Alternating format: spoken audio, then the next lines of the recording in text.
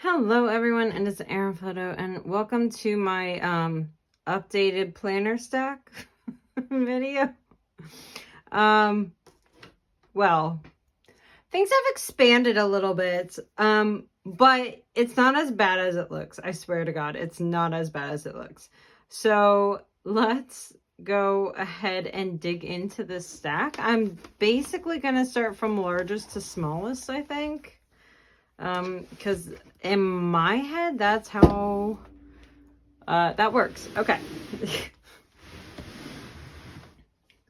So let's start with the largest. So I have been meaning to use this notebook for probably ages, and I am using it as a projects planner when I am looking at how I can update things in my house. So I have a place where I can like talk about different types of like renovations that I would ideally like, if they're even practical. So like, for example, this is a kitchen update. Well, this was before we are like kind of making up our minds on if we're going to live here for more than a couple years, because if we're gonna live here more than a couple years, I'd probably do a kitchen update. But if we're not, then honestly, it's probably not worth it for me. So these are things that I would like to do, but probably can't. If I wanted to upgrade appliances, here are the current specs. Can I upgrade the appliances and increase the property value? Things like that. So this is like my general project planner where it helps me funnel when I am trying to make budgets for anything, when I'm trying to do like a pro-con list when it comes to updating things in the house. So this is where I just kind of map out in my brain what is going on, how I can do house renovations, what the budget for that renovation would be, and all that kind of stuff. So this is really just kind of a workbook for me in terms of my home. So this is not something that gets used often. This is just, oh, I have an idea. Let me go ahead and explore. So that is the largest notebook. That is a letter size notebook. Then I have this B5, and I cannot actually show you the stuff in here because it's related to my work, but this is a place for me to have notes for my work. I do a lot of notes digitally, electronically, all that kind of stuff. But oftentimes my boss will come to me and say, hey, can you give me this sequence of information together somehow? And sometimes it's not really easy to do it on a spreadsheet, or like I have notes to jot down outside of that. So like every quarter I have to give her a percentage of things that I've completed for a climate change initiative, for example. And so for me, I download the data onto a spreadsheet, but then I have to manipulate that data, and sometimes it's really easy to kind of get lost in that spreadsheet, and it's not something I have a click app for or any sort of data visualization. So I kind of have to pull the numbers out, write them off to the side, and then like calculate it all together, just because it's difficult to do in the spreadsheet with the type of information I'm doing. So that is this notebook. It is notes for my work and projects and tasks and things like that I have to do related to work. This won't fill up a ton, but you can see that I do have, maybe I can show you this portion. I do have washi tape along the side where I can kind of mark in what the page is about. So I do have that particular thing filled out as well. Just so that I can like kind of flip to pages. I do have an index in this one, just because I do need to be able to flip around to random pages. So that is my B5 work notebook. The next one I have is a square notebook. I've done a video on this. It has to do with me writing book concepts. Again, I'm not going to quite show you this, but it is a lined notebook, and this is where I write notes for things that I am trying to come up with regarding some children's books that I am working on. And then also just more information about book writing. I have never written a book, so I don't know the first thing about it. So I am looking things up, trying to make sense of it, and then writing it down in here. So this is from the December 2022 subscription box, and so that's how I'm using this line notebook. I will go ahead and link to you the video that I made on that notebook on this YouTube channel. The next one is another square one. You guys have seen this often. It is my goals planner. So this is my long term. You can see that there's 2021 in here, there's 2022 in here, and of course there is 2023 in here. There's also notes related to books that have to do with goals and things like that. So that's how I have set this up. I do need to, I have not checked in this quarter at all since I started this. So I do have to do a little bit of a check-in here. But that's where I do my annual goals, my quarterly goals, and you all have seen this notebook often. So this is going to be in my book stack for, I don't know, probably 5 years at least, just because I don't use that many pages in it, and it has to do with my goals, and goals don't happen on an annual basis necessarily. They are more long-term thoughts and ideas. So that is why I use this notebook. And again, you all have seen this. I am doing a quarterly goals setup and like a mid-year goal review. So that notebook is coming onto the channel at some point soon.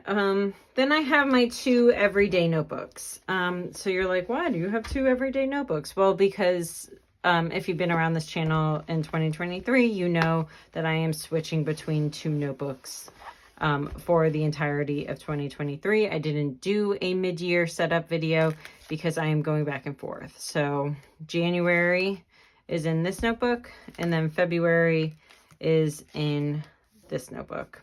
March, April, May, June, July, August, September, October, November, and December.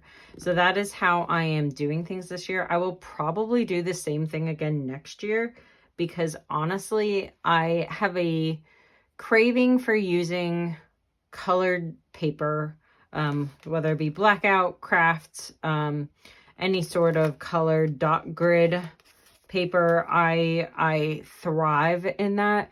So I like to incorporate that, and just doing a white paper notebook is not enough for me. So that's, this is a nice balance though, because doing a white notebook 6 months at a time and doing a black notebook 6 months at a time, towards the end, I'm like ready to get back into the other one. So this switching every other month has worked incredibly well. So currently I am in my blackout notebook for the month of June. And then I will be doing my July setup back in my white notebook. So those are my 2 everyday notebooks. All of these are Trinala, by the way. You guys know I'm an ambassador, so of course I'll be doing that. This one is my reading journal. You see this every month on my channel as I'm setting things up. But it is me writing down what books I've read, my statistics, my thoughts, all that kind of stuff. So every single month I do a setup in here. So here is July sneak preview because that video has not come up yet. I will only be able to get to the end of the year in this notebook. This is a B6. So I do not think I'll do a reading journal again next year. I'm not quite sure. I might just add that as like a page in my monthly setups in my everyday journal. I often do that when I feel like I have something under control, or it's not a priority that I need to track. Usually when I break it out into a separate notebook, it's because it's something that I really want to pursue, like keeping track of things and addressing some things. I was buying too many books. I'm not gonna lie. My partner and I love to go on Barnes and Noble dates. So I was buying too many books and not reading enough of them. So that is why I did a reading journal, because honestly, being on the internet helps hold me accountable sometimes. So that is my reading journal and my B6. And then we have my little A6s, and they're so freaking cute. You all have seen this one. This is for our alphabet date nights. So this is for 2023. I just put together little drawings and print out some things. I actually have to do a little bit of a catch up here because I have not caught up since I did that video. I have all the photos, I just haven't journaled, and I haven't put in the photos and stickers and stuff like that. So I kind of set it up for it. I know when the dates are and all that kind of stuff, but I have not put in the photos.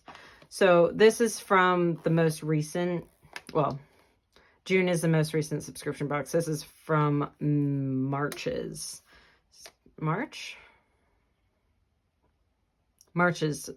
box. That sounds right.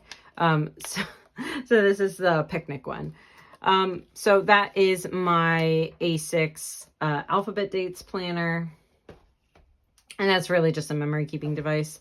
You all have seen this one before. This is my gardening planner. And you can see that I have what are my crops currently, when I planted it, when I'm harvesting, notes and tips. I haven't really gone through and filled out the tips section, but I do have all of the vegetables and fruit that I have planted in here. So that way, once I am starting to harvest them, I can go ahead and fill that out. Again, this is a once in a blue moon planner. It's not something that I take with me often, but it is nice to go out there once in a while and write down some notes. So that is my other A6. And then this is my daily A6 that is dirty. And by daily, I mean it has daily entries in it, but I don't use it daily. So here's an example of, these little dailies that I do. I also did like my swatching in here.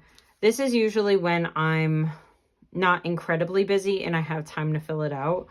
I just like to do these little entries sometimes. So that is my daily A6. And that's all the planners, I think.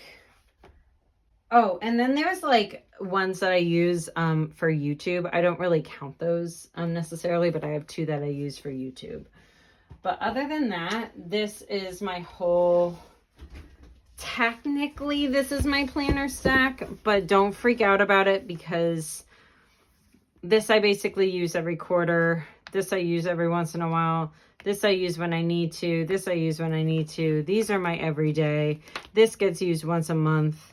This gets used when I think about it. This gets used when I think about it. This gets used on a semi-regular basis. So don't freak out that it's too many planners, but keeping all this stuff in an everyday notebook would not work in my brain. So this is how I've done it. But again, it is not something that this is what I use often. So that is my planner stack. Please don't freak out. Everything is fine. I'm fine. I have a problem, but I'm fine. Thank you for joining me, and I will see you, I don't know, at the end of the year when I talk about my next planner stack, or you can tune in to all my other videos because they're super interesting. I swear, they're not me rambling just like this. Okay, bye everyone.